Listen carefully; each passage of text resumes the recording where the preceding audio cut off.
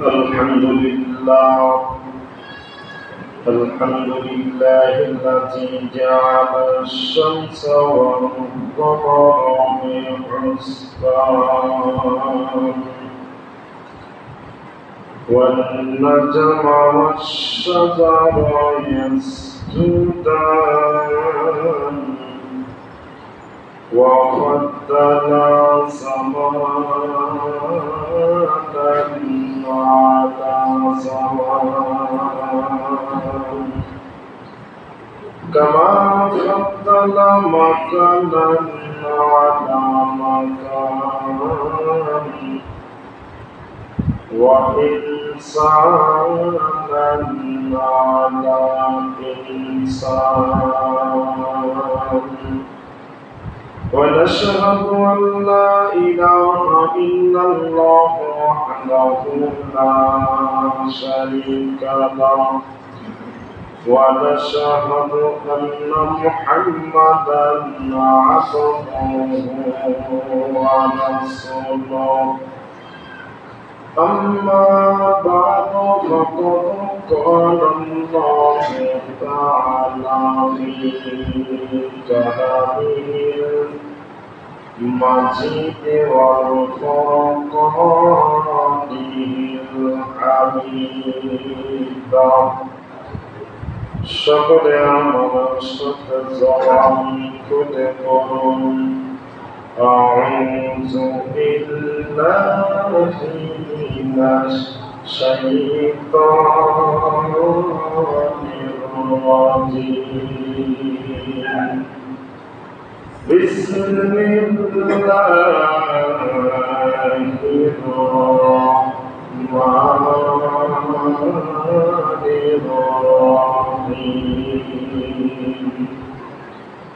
قلنا يا نار كوني بردا وسلاما على إبراهيم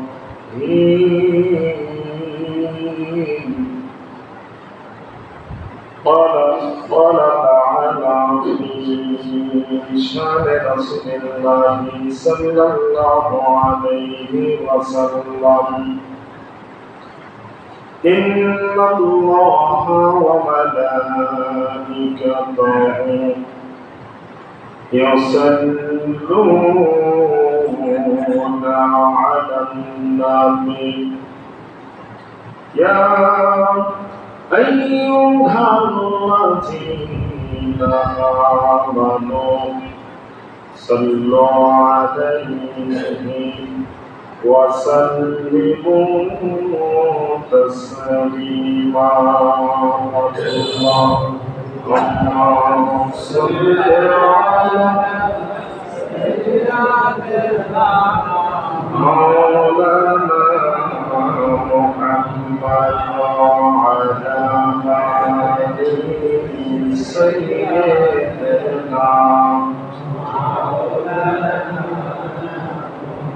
بلغ الهدى بكماله كشف الدجى بجماله حسنت جميع بخصاله صلوا عليه সম্মানিত উপস্থিত মুসল্লিয়ানে کرام সকলের প্রতি আমার সালাম আসসালামু আলাইকুম ওয়া রাহমাতুল্লাহি ওয়া বারাকাতুহু শুকরিয়া আদায় করছি মহান আল্লাহ পাক রব্বুল আলামিনের দরবারে যে মহান আল্লাহ পাক রব্বুল আলামিন আপনাকে আমাকে সুস্থ রেখে আজকের এই পবিত্র জুমার মসজিদে এসে কোরআন হাদিসে কিছু শোনা এবং নামাজ আদায়ের জন্য মসজিদে আসা তৌফিক দান করলেন সেই মহান মালিকের দরবারে শুকরিয়া আদায় করি সকলে বলি আলহামদুলিল্লাহ দরুদ ও সালাম পাঠাই নবীর প্রতি সকলে বলি সাল্লাল্লাহু আলাইহি ওয়াসাল্লাম আমি পবিত্র কোরআনুল কারীম থেকে সূরা আম্বিয়া আমি 59 নং সূরা আমরা 69 নং আয়াতে কারিমা তেলাওয়াত করেছি। আল্লাহ পাক যেন আয়াতের আলোকে কিছু আলোচনা করে আপনাকে আমাকে সকলকে আমল করার তৌফিক দান করেন, সকলে বলি আমিন। আজকের আলোচ্য বিষয় হচ্ছে ইব্রাহিম খলিলুল্লাহর বাল্য জীবন। পরবর্তী জুমায় আলোচনা করব বৈবাহিক জীবন, তারপরে আবার বাকি। এই আয়াতে কারিমা সূরা আম্বিয়ার অসংখ্য আয়াতের কারিমার মধ্যে এই আলোচনাটা এসেছে। সব আয়াত বলা সম্ভব নয়, শুধু বলেছি আল্লাহ পাক বললেন যে হে আগুন, তুমি ইব্রাহিমের জন্য শান্তিদয় হয়ে যাও, আরামদয় হয়ে যাও। যাই হোক, এখন প্রথম দিকে আসি। পৃথিবীতে দুজন নবী দুনিয়াতে আসার পূর্বে কাফেরেরা, বেঈমানেরা তারা নবী যেন দুনিয়াতে আসতে না পারে সেই চক্রান্ত শুরু করেছিল। এর মাঝে একজন হলো ইব্রাহিম খলিলুল্লাহ। দুনিয়াতে আসার পূর্বেই জন্ম নিয়ন্ত্রণ পদ্ধতি শুরু করে দিল। আর একজন নবী হযরত মুসা কালিমুল্লাহ দুনিয়াতে আসার পূর্বেই জন্ম নিয়ন্ত্রণ পদ্ধতি চালু করে দিল। ছেলে সন্তান হলেই মৃত্যু দিতে হবে, মৃত্যুদণ্ডে দণ্ডিত করা লাগবে। মেয়ে সন্তান হলে রেখে দিবেন। ইব্রাহিম খলিলুল্লাহর সময় আরো কঠিন নিয়ম চালু করল, যাতে করে স্বামী স্ত্রী বিছানায় শুইতে না পারে। এখনকার মতন তো আর মায়া বড়ি নাই, বুঝলেন নাই, ইনজেকশন নাই, পুশ করা যাবে পদ্ধতি নাই। এই জন্য স্বামী আর স্ত্রী দুজনে আলাদা থাকে। নমরুদ তিনি বলেছিলেন রব্বুকুমুল আলা। তার কওমকে ডাক দেয়া বললেন, ও কওমেরা, ও মানুষেরা শোনো, আমি হলাম তোমাদের সবচাইতে বড় আল্লাহ। আমি কে? তোমাদের বড় খোদা। আমি তোমাদের বড় খোদা। নমরুদ বলল, আমি তোমাদের বড় খোদা। এমন তো অবস্থা আল্লাহ পাক রব্বুল আলামিন তার বন্ধু ইব্রাহিম খলিলুল্লাহকে পাঠাইলেন। পাঠার পূর্বে একদিন নমরুদ ঘুমের মধ্যে দেখতেছে একটা ছোট্ট শিশু বাচ্চা এসে আমাকে থাপড় দিয়েছে, আমার স্বর্ণের চেয়ারকে ভেঙে চুরমার করে দিয়েছে। এই খবর পেয়ে তিনি স্বপ্ন পেয়ে সাথে তিনি চিন্তিত হলেন, বিবিকে ডাক দিলেন, বিবিরে ঘটনা তো একটা অন্যরকম। স্বপ্নের মধ্যে বিভিন্ন কিছুই হতে পারে, না বাস্তব। আমার এখনো মাথাটা ঝিনঝিন করতেছে, মাথা আমার ঠিক নাই। দেখলাম একটা শিশু বাচ্চা এসে আমাকে ধ্বংস করে দিয়েছে, আমার চেয়ারকে চূর্ণ বিচ্ছিন্ন করেছে। আমার গদি, আমার ক্ষমতা থাকে না। বিবি ডাক দিয়ে বললেন, স্বামী ধৈর্য ধরেন, সকালবেলা মন্ত্রী পরিষদ ডাক দেন, তারপর চিন্তা ভাবনা করা যাক কি করা যায়। সব মন্ত্রীদেরকে ডাক দিলেন। ডাক দেওয়ার পরে বললেন, মন্ত্রী সবার সকলকে বললেন, ও মন্ত্রীরা, তোমরা হয়তো বিশ্বাস করবা না, আমি আজকের রাতে এমন একটা স্বপ্ন দেখেছি যে একটা শিশু এসে আমার এই সংসদ ভবন ধ্বংস করে দিয়েছে, আমার খোদাই বন্ধ করে দিয়েছে। সবাই চিন্তা ভাবনা করলেন। পাদ্রীরা বললেন, বুঝতে পেরেছি এমন একজন ব্যক্তি তোমার এই কওমের মধ্যে আসতেছে যিনি তোমার খোদা মানবে না, এক আল্লাহ বিশ্বাস করবে, তোমার ক্ষমতা মানবে না, তোমাকে খোদা মানবে না। তোমার সংসদ ভবন ধ্বংস করে দিবে, খোদাই বন্ধ করে দিবে। এইবার নমরুদ ডাক দিয়া বলো, আজর ওই মন্ত্রী পরিষদের একজন মন্ত্রী ছিলেন, বললেন তোমাকে একটা দায়িত্ব দেওয়া হলো, সেই দায়িত্বটা হলো জন্ম নিয়ন্ত্রণ পদ্ধতি কি করা যাবে। স্বামী আর স্ত্রীর মাঝে এক বিছানায় শোয়া যাবে না। ৭০,০০০ সৈন্য ছিল, তার মধ্যে আরো ৭০,০০০ বৃদ্ধি করলেন। গোয়েন্দা চালু করে দিলেন যাতে করে কোন স্বামী আর স্ত্রী এক বিছানায় শুইতে পারে না। চালু হয়ে গেল। ইতিমধ্যেই এই দায়িত্বটা দিয়ে দিলেন আজরকে, যে আপনি হলেন এই মন্ত্রী পরিষদের প্রধান, আপনি এটা দেখাশোনা করবেন। আজর নমরুদের হুকুম অনুযায়ী তিনি তার কার্যক্রম চলছে। তিনি সংসদ ভবনে থাকেন, সবাইকে নিয়ন্ত্রণ করেন। ইতিমধ্যে একদিন রাত্রিবেলা আজরের স্ত্রী চলে যাচ্ছে তার কক্ষে। মন্ত্রীর স্ত্রী আছে, ছোট রাতে বেশি কিছু করারও নাই, কি করবে আর। ইতিমধ্যে দুজনের মধ্যে ভালোবাসা, দুইজনের ভালোবাসায় তাদের মিলন হয়ে গেছে। এই মিলনের মাধ্যমে তার পেটে সন্তান চলে যাচ্ছে। আল্লাহ পাক রব্বুল আলামিন ইব্রাহিমের মায়ের পেটটাকে স্থগিত রেখেছিলেন, কেউ দেখতে পারেন নাই, বেশি বড় সড়ো হয় নাই, মানুষের কাছে প্রকাশ হয় নাই, সন্তান প্রস্তাব হয়ে গেছে। আজর চিন্তায় বিভোর, কি করা যায়।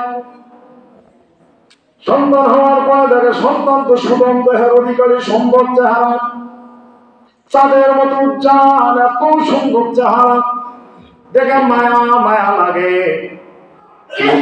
কি সন্তানটাকে নিয়ে নমরুদের দরবারে ধরিয়ে আসলেন।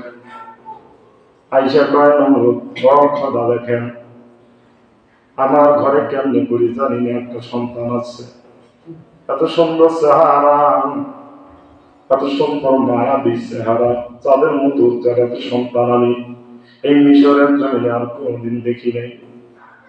নমরুদ ডাক দিয়া কয়, আজব ঠিকই বলছো, আমার তো মায়া মায়া লাগে। যার সন্তানটা তুমি রেখে দাও, লালন পালন করাও, আর মাঝে মাঝে আমার কাছে নিয়ে আইসো, আমি একটু দেখবো, দেখলে ভালো লাগে। ঘটনা সংক্ষেপ করে দিচ্ছি। সন্তান আস্তে আস্তে করে বড় হওয়া শুরু হয়ে গেল। মাকে ডাক দিয়া কয়, মা আমার কে বানাইছে? মা ডাক দিয়া কয়, তোকে তো আমি বানাইছি, আমার পেটে ছেড়ে আমি লালন পালন করছি। ইব্রাহিম খলিলুল্লাহ ডাক দিয়া কয়, মা তোমার কে বানাইছে? মা ডাক দিয়া কয়, আমার তো ফেরাউনে বানাইছে। এই নমরুদের কে বানাইল? বাবা যতদূর পর্যন্ত গেছি এই পর্যন্ত থাকার সামনে বাড়িস না, বাড়লে কিন্তু ভালো হবে না, অত দূরে দেওয়া যাবে না। ইতিমধ্যে একটু বড় হয়ে গেছে। ইব্রাহিম তার বাবার সাথে আদরের সাথে মাঝে মাঝে বাজারে যায়। আদরের একটা ব্যবসা ছিল, সেটা হলো তিনি দেব দেবী বানাইতেন। লাভ, উজ্জা, কার্তিক, গণেশ, এরকম এক একটা খোদার এক একটা ক্ষমতা। বিশ্বাস নয়, হিন্দু ভাইদের জিজ্ঞাসা করবেন, 12 মাসে 13টা পূজা, এক একটা খোদার এক একটা ক্ষমতা। এগুলা আজর বানাইতেন, বাজারে বিক্রি করতেন। একদিন আজরের শরীরটা খারাপ, ডাক দিয়ে কয়, বাবা ইব্রাহিম, তুমি একটা কাজ করো, এই খোদা কিনে নিয়ে বাজারে বিক্রি করো। এইগুলা নিয়ে, মূর্তিগুলা নিয়ে ঝাঁকার মধ্যে নিয়ে মাথায় নিয়ে যাওয়া রওনা শুরু করে দিচ্ছে বাজারের দিকে। কিছু দূরে যায়, ছায়ার মধ্যে বসে থেকে পাশে একটা ডোবা নদী। এইবার ইব্রাহিম খলিলুল্লাহ একটা একটা করে পানির মধ্যে চুবায় আর উঠিয়ে ঝাঁকার মধ্যে থয়। পানির চোখ বেঁধে কি থাকবে? এটা মাটির জিনিস, কারো হাত নাই, কারো কান নাই, কারো চোখ টানা হয়ে গেছে, কারো মাথা নাই। এই অবস্থায় বাজারে নিয়ে যায়, বাজারে তার কেউ ক্রয় করে না। এইবার বাড়িতে নিয়ে এসে কয়, আব্বা আপনি কি একটা কাম করছেন? কয় কি কাম? কয় বিক্রি হয়, কয় একটাও নেই। কি ঘটনা? কয় যে আমার মাথার মধ্যে এক খোদারে মারামারি করিয়া কয় যে আমি বড়, আমি রিজিক দেই। আর একজনে কয় যে আমি বড়, আমি হলো জ্ঞান দেই।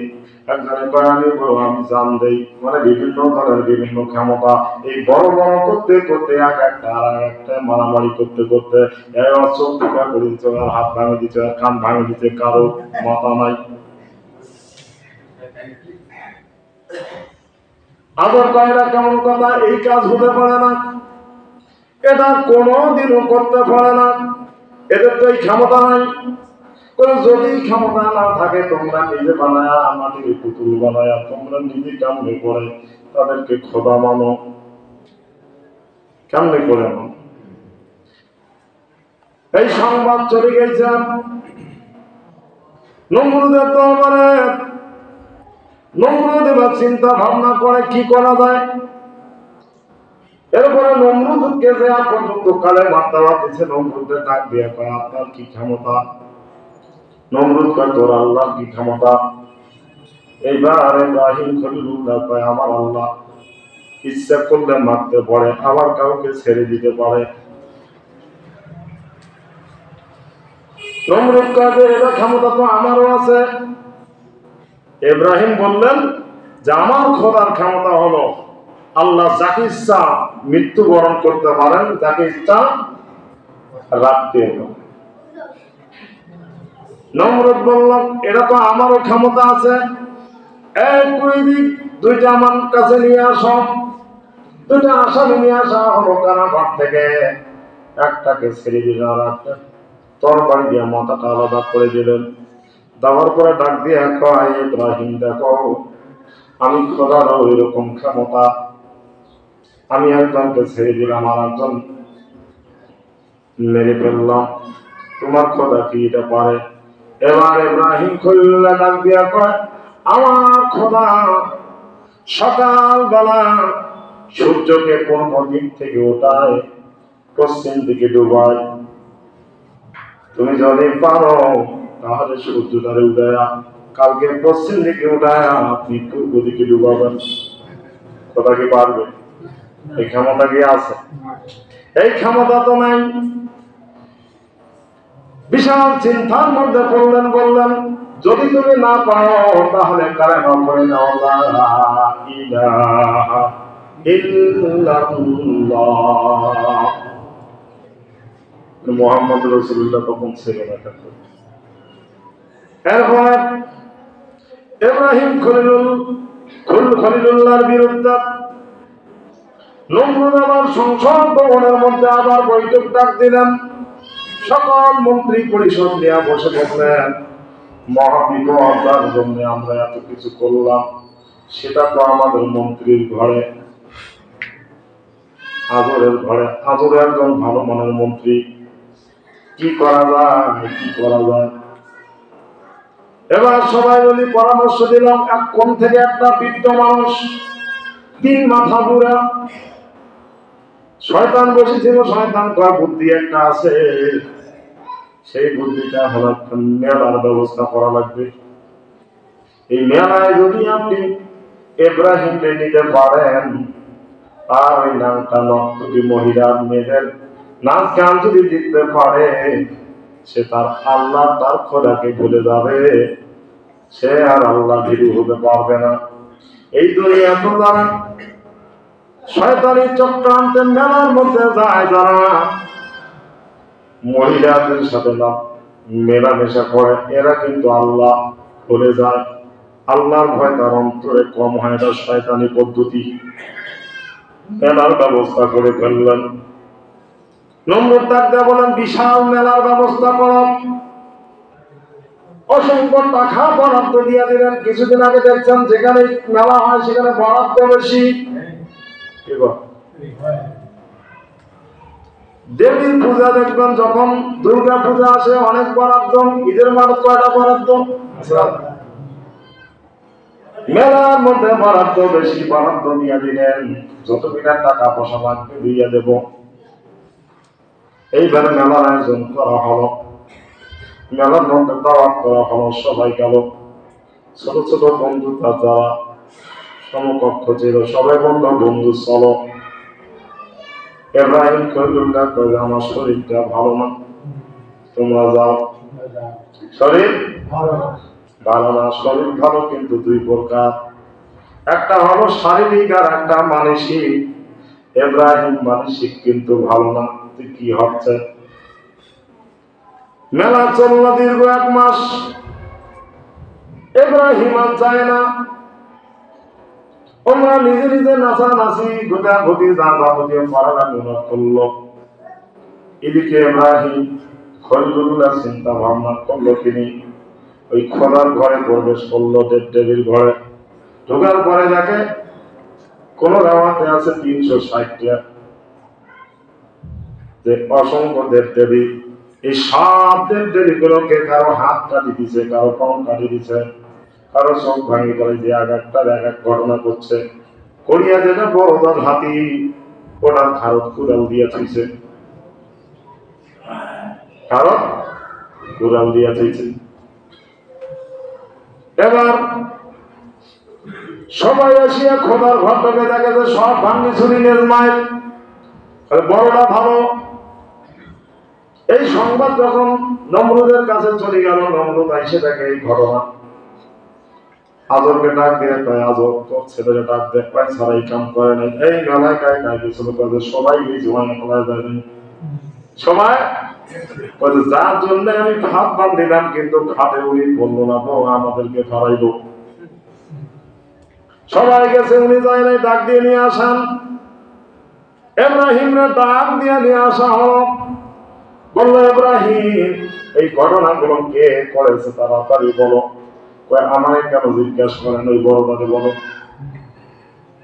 এই যে সবার চেয়ে বড়, 10টার হাত, এই সবার হাত পাও সব ভাঙ্গি ফেরেসমার করে দিছে। আমি কেন দোষী? আমি তো কিছু করি নাই। নমরুদ এবার ডাক দিয়ে কয়, ইব্রাহিম এটা হতে পারে না, আমাদের দেবদেবী এই সমস্ত কাজ করতে পারে না, তারা তো নিজে নিজকে রক্ষা করতে পারে না, নিজে কিছু করতে পারে না, আমরা মানে তারা ভাঙবে কেমনে? কেমনে করে সম্ভব তারা একজন আরেকজনের হাত পা ভেঙে দিবে? না না না, এই সম্ভব না, এটা হতে পারে না, এটা তুমি করছো। কে করছো? কত তুমি করছো। এবার ইব্রাহিম খলিলুল্লাহ ডাক দিয়া বলে, তুমি এবার শোনো, যারা নিজে নিজকে রক্ষা করতে পারে না তাদের উপাসনা করি কোনো লাভ নাই, তাদের ইবাদত করি কোনো লাভ নাই, তাকে ভক্তি শ্রদ্ধা করে কোনো লাভ নাই। নিজের হাতে বানাও, নিজে নিজে শ্রদ্ধা করো, এটা হতে পারে না। অতএব তোমারে আমারে যে বানাইছে তার ইবাদত করা লাগবে। আরো মাথা খারাপ, কি করা যায়?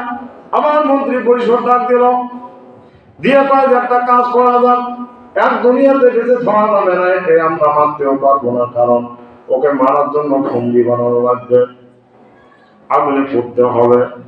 সকল মন্ত্রী সবার সকলকে দায়িত্ব দিল যে তোমরা একটা বিশাল মাঠের মধ্যে যত বাগান আছে গাছ সব কাটিয়ে বিশাল একটা আগুনের কুন্ডি বানাও,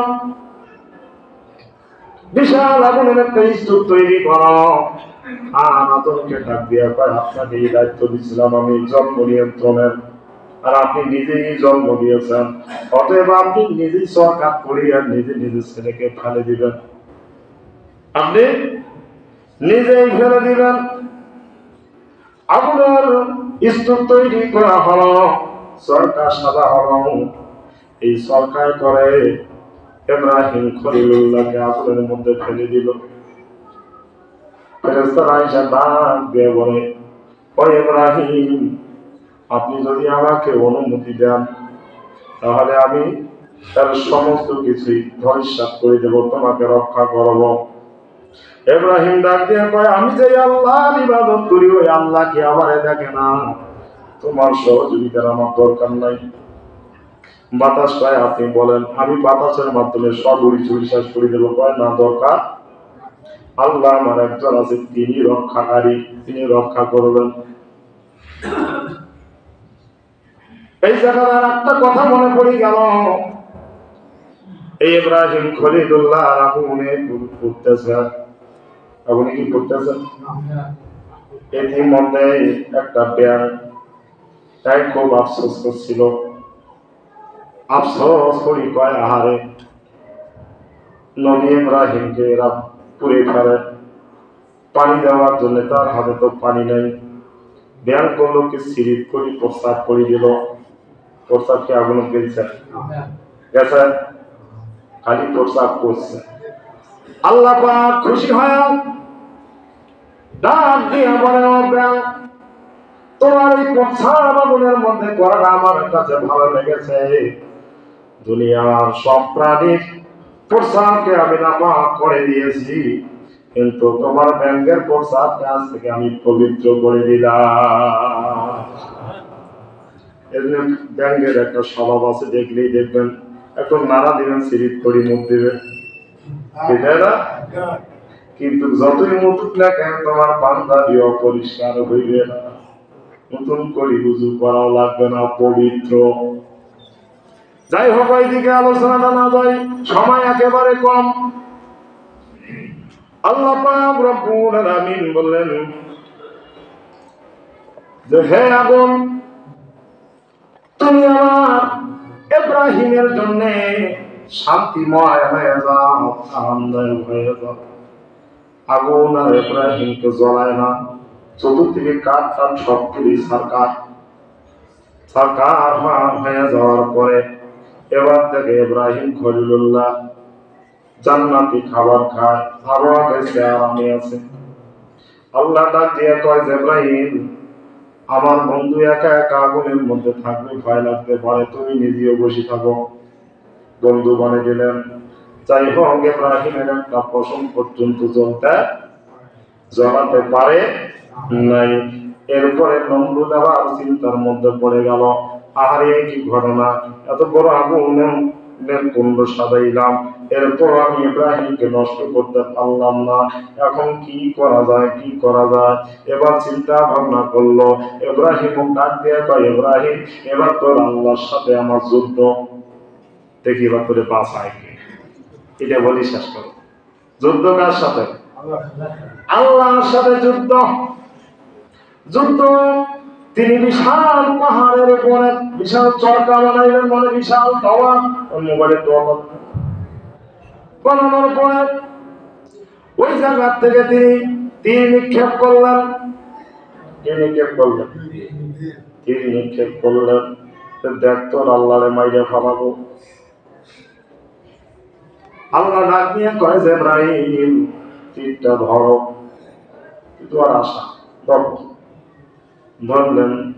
এই জায়গার একটা বিশাল ঘটনা আছে, অনেকের জানা নেই, অনেকে জানেন। তীরটা ধরে সবার কাছে রক্ত চাইলেন, কেউ দিল না, মাছে দিয়েছিল। কে দিয়েছিল? মাছে দিয়েছিলাম। মাছের রক্ত তীরের গায়ের মধ্যে মাখাই দিয়া ছেড়ে দিলেন। নমরুদ এবার ডাক দিয়ে কয়, ইব্রাহিম দেখ দেখ, তোর আল্লাহরে আমি শেষ করে দিছি, রক্ত মাখা তীর। এই জায়গাটার একটা মাসালা নেন, মাছ কিন্তু মরে যায়, কিন্তু তারপরও খাওয়া যায়। অন্য প্রাণী বললে খাওয়া যায় না, কারণ কি? মুরগি বলে খান, পুকুরি কবিত কোনো কিছু, মাছ মরলে খাওয়া যায়, কারণ হলো মাছের শরীরে রক্ত থাক বা না থাক, বেড়াগান না বেড়াক,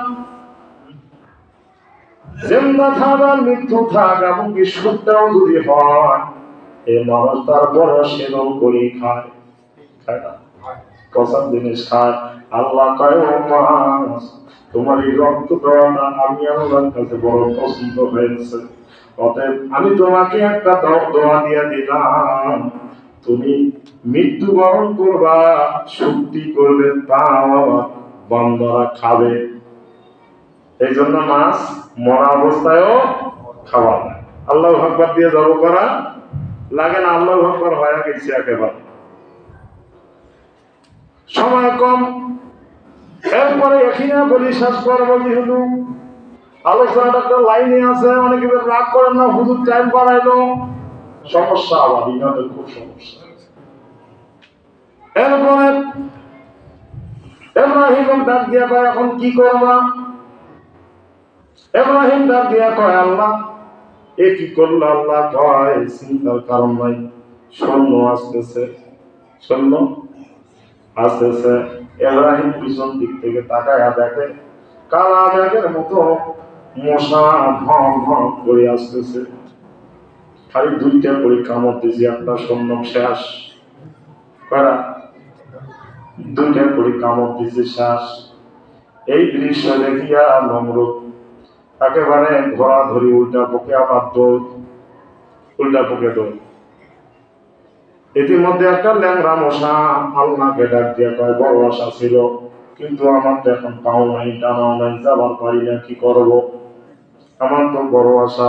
আল্লাহ কয় তুই উঠে চুপ করে থাক, নমরুদ উঠে আসবে। নমরুদ আইসা গেছে, নাকের মধ্যে ইয়ে ভেতরে প্রবেশ করি, মাথার মধ্যে ঘুরছে, একটা পুরুষ করি কামড় দিছে। নমরুদ আমার মাথার মধ্যে ধাম করে একটা থাপড়, আবার চুপ করে থাকে, কাজে একেবারে বেশি করে কামড়াস না, একটা চুপ কর। আবার যখন মন্ত্রী পরিষদ দিয়া বসিয়া চিন্তা ভাবনা করে আবার এক কামড়, আবার ধাম করিয়া থাপড়, এইরকম করে শুরু হয়ে গেল। তারপরে দেখে যে মাথা বাড়ি দিলেই তো একটু বন্ধ হয়। একজনকে চাকরি নিয়ে যুক্ত করলেন, তুই আমার মাথার মধ্যে খালি বাড়ি দিবি।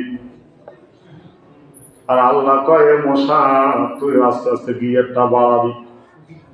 গিয়ার বাড়া শুরু হয়ে গেল, আস্তে আস্তে জোরে করিয়ে না কামড় দেয়, আর নমরুদের মাথা নষ্ট হয়ে যায়, জোরে বাড়িবে। এই বেচারা চাকরি করতে করতে আর ভালো লাগে না, এক সময় ধমক মারে, নাদি দিয়া এমন একটা বাড়ি দিছে, মাথা ফাড়ি দুইটা হয়ে গেছে শেষ। আচ্ছা তাহলে আল্লাহর মায়ের কে? সেই মায়ের, আল্লাহর মায়ের একটা ল্যাংড়া মশা দিয়া এত বড় খোদা দহি একজন নমরুদকে আল্লাহ ধ্বংস করে দিয়েছে। আজকের আলোচনা এই পর্যন্ত, পরবর্তী আলোচনা এরপর থেকে শুরু হবে ইনশাআল্লাহ। আল্লাহ সকলকে বোঝার আমল করা তৌফিক দান করুক বলি আমিন।